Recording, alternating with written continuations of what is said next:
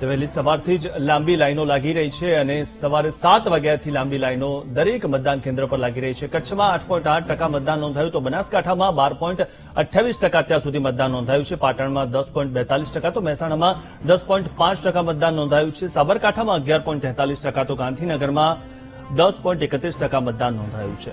દરેક જગ્યાએ મતદાનના આંકડા વધી રહ્યા છે અને બપોર થતા પહેલા સુધીમાં આ મતદાનના આંકડા વધુ વધે તે હિતાવહ છે, કારણ કે બપોરના સમયે લોકો મતદાન કરવા ઓછા જશે.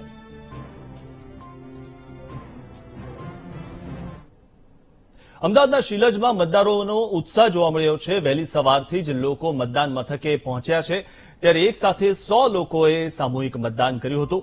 વિશ્વ ઉમિયા ફાઉન્ડેશન ગ્રુપના 100 લોકોએ સામૂહિક મતદાન કર્યું હતું. વહેલી સવારથી લોકો મતદાન કરવા માટે પહોંચી રહ્યા છે અને 100 લોકોએ એક સાથે મતદાન કર્યું. આજે લોકશાહીનો પર્વ છે કે જ્યાં વહેલી સવારથી લોકો મતદાન કરવા માટે પહોંચી રહ્યા છે. કોઈ એકલા, કોઈ પરિવાર સાથે, કોઈ મિત્રો સાથે, તો કોઈ આખું ગ્રુપ જે છે તે મતદાન મથક ઉપર પહોંચીને મતદાન કરી રહ્યું છે. આવું જ આ એક ગ્રુપ છે વિશ્વ ઉમિયા ફાઉન્ડેશન કે જેના લોકો શિલજ ખાતે પહોંચ્યા, મતદાન કર્યું, એક સાથે અહીંયા મતદાન કરીને એક સંદેશ આપવાનો પ્રયાસ પણ કર્યો છે. તેમની સાથે વાત કરીશું, તેમનું આ આયોજન શું છે અને શું તેઓ કહેવા માંગી રહ્યા છે. આપ શું કહેશો, એક સાથે આ પ્રકારે લોકો આવ્યા છે, કેટલા લોકો અને શું મેસેજ? મારું નામ દીપક પટેલ છે. હું વિશ્વ ઉમિયા ફાઉન્ડેશનનો વાઇસ પ્રેસિડેન્ટ છું.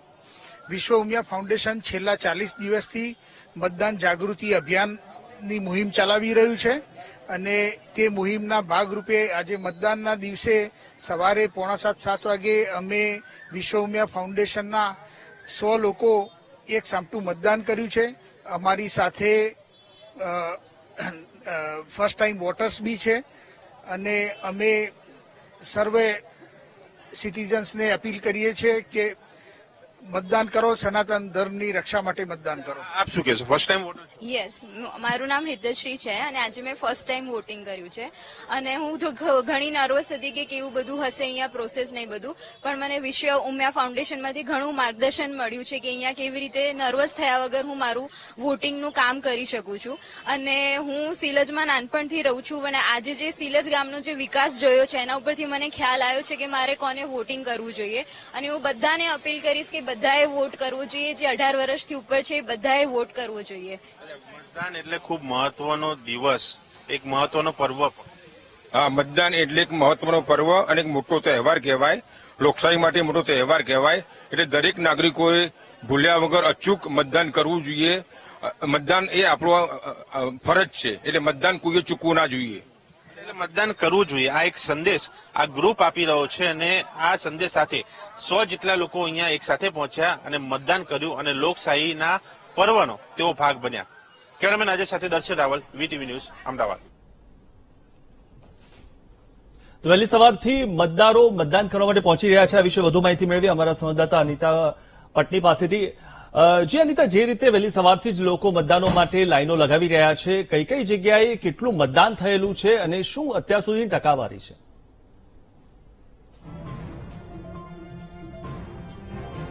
જી અનિતા. તો દરેક જગ્યાએ જે મતદાન થયું છે અત્યાર સુધીમાં 10% જેટલું મતદાન થયેલું છે અને પોરબંદરમાં 9.3%, તો જામનગરમાં 9% મતદાન થયું છે, જૂનાગઢમાં 9.8%, તો અમરેલીમાં 9.3% મતદાન થયું છે અને વહેલી સવારથી લોકો મતદાન કરવા માટે આવી રહ્યા છે. જે રીતે બપોરના સમયે વધુ તડકો હોવાના કારણે લોકો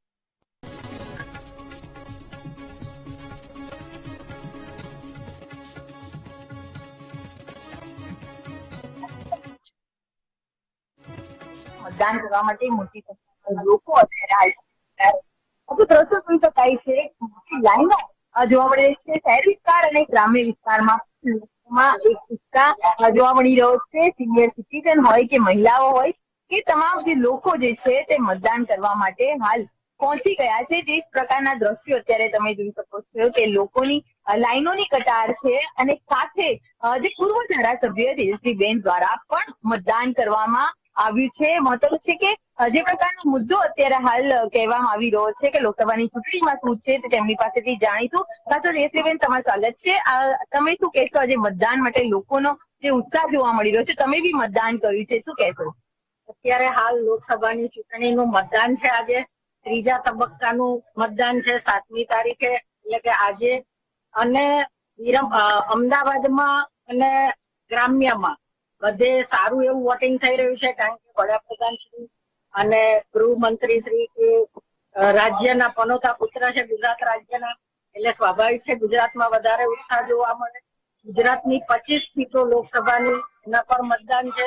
આશરે 50,781 જેટલા પોલિંગ બુથ ઉપર મતદાન થઈ રહ્યું છે.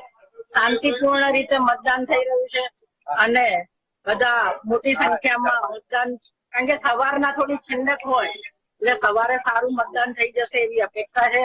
અને લોકશાહીમાં મતદાનનો ઉપયોગ કરવો જ જોઈએ. મત એ આપણો અધિકાર છે, એટલે બધાએ મત આપવા વિનંતી પણ છે. મતદાતાઓને તમારા તરફથી કેવી અપીલ છે? મતદાતાઓને અપીલ છે કે લોકોના સારા કામો જોઈ અને દેશનો વિકાસ થાય એવી રીતે વોટિંગ કરવું જોઈએ અને પોતાના મતનો અધિકારનો ઉપયોગ કરવો. ઘરે બેસીને આપણે ટીવી જોઈને કે સોશિયલ મીડિયા જોઈને કોમેન્ટ્સ કરવી સહેલી છે, પણ લોકશાહીમાં પોતે યોગદાન આપવું જોઈએ, પોતે ભાગીદારી કરવી જોઈએ અને પછી કોમેન્ટ્સ કરી શકાય. એટલે પોતે મત તો આપવો જ જોઈએ, એ આપણો જન્મસિદ્ધ અધિકાર છે અને એ પૂરો પણ કરવો. એટલે તમને શું લાગે છે આ વખતે જયારે મતદાતાઓ મતદાન કરશે એમના માટે કયો મુદ્દો મહત્વનો રહેશે? કારણ કે વિકાસની વાત કરી રહ્યા છે, કયા મુદ્દાની સાથે લોકોમાં એક આકર્ષણ છે?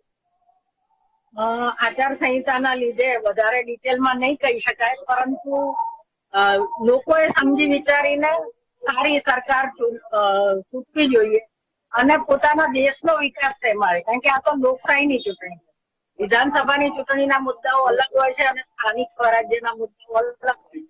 એટલે બધાએ પોતાના ઉમેદવારને જોઈને અને દેશનું સુકાન કોણ સંભાળશે એ વિચારીને મતદાન કરવું.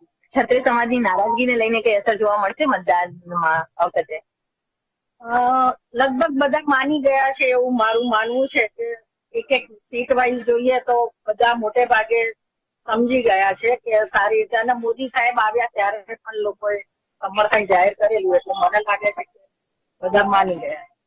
આજે આપણી સાથે રેન્દ્રીબેન હતું. ફરી એક વખત વિરમગામના જે મતદાન બુથ છે તેના દ્રશ્યો બતાડી કે અત્યારે હાલ લોકો પણ એક ઉત્સાહ સાથે જે આવી રહ્યા છે મતદાન કરવા માટે. કાકા, ખાસ તો તમે બી મતદાન કરવા માટે આવ્યા. શું કહેશો આ વખતે મતદાન તમારો શું મુદ્દો રહે?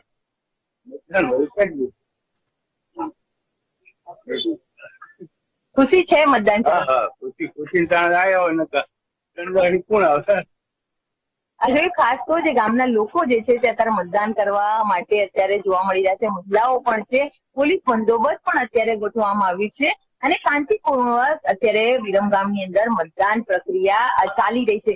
સૌથી મહત્વની બાબત એ છે કે લોકોમાં હાલ ખૂબ જ ઉત્સાહ છે, કારણ કે ગરમીનો સમય હોવા છતાં બી સવારે લોકો પોતાના કામકાજ પૂર્ણ કરીને હાલ મતદાન કરવા માટે આવી ચુક્યા છે અને પોતાના ઉત્સાહ સાથે પોતાના લોકશાહીનો જે હક છે તે અદા કરતા જોવા મળી રહ્યા છે. કેમેરામેન શૈલેષ ચાવડા સાથે અનિતા પટણી, વીટીવી ન્યૂઝ, વિરમગામ.